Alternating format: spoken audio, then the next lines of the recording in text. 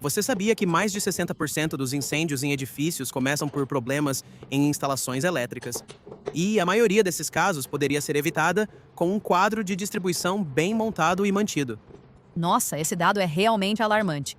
E pensar que muita gente ainda trata a instalação elétrica como algo simples. Pois é. E o mais preocupante é que vemos cada vez mais pessoas tentando fazer esse tipo de serviço sem o conhecimento adequado. Um quadro de distribuição mal montado é como uma bomba relógio. E quais são os equipamentos essenciais para fazer esse trabalho com segurança? Então, começa com luvas isolantes de alta qualidade. Não aquelas de borracha comum que muita gente usa. Você precisa de um multímetro certificado, chaves isoladas e olha só. Os preços desses equipamentos podem chegar a mais de R$ 2.000, mas é um investimento necessário. E imagino que só ter os equipamentos não seja suficiente, né? Exatamente. Você precisa saber usar cada ferramenta corretamente. Por exemplo, um multímetro mal utilizado pode dar leituras falsas e, bem, você não quer descobrir as consequências disso. Nossa, isso me lembra um caso que aconteceu no ano passado, onde um prédio inteiro ficou sem energia por causa de uma instalação mal feita. O casos assim são mais comuns do que imaginamos. Sabia que cerca de 35% dos quadros de distribuição no Brasil estão fora das normas técnicas? É um número assustador. E como deveria ser feita a montagem correta? Tem uma sequência específica? Sim, e é crucial seguir essa ordem. Primeiro vem o disjuntor geral, depois o DPS, que muita gente nem sabe que existe, mas é fundamental para a proteção contra surtos.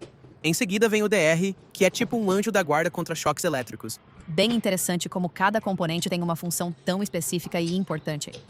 E olha só que curioso. Um DR de qualidade consegue detectar uma fuga de corrente em menos de 40 milissegundos. É mais rápido que um piscar de olhos.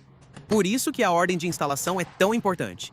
E quanto tempo normalmente leva para fazer toda essa instalação corretamente? Um profissional experiente leva em média 4 horas para uma instalação completa. Mas já vi gente tentando fazer em 1 hora e... Bem, você pode imaginar o resultado. A pressa é realmente inimiga da perfeição nesse caso. E sobre a manutenção depois de instalado? Olha, as estatísticas mostram que um quadro bem mantido deve ser revisado a cada 12 meses. E aqui vai um dado interessante. Cerca de 80% dos problemas são detectados durante essas manutenções preventivas.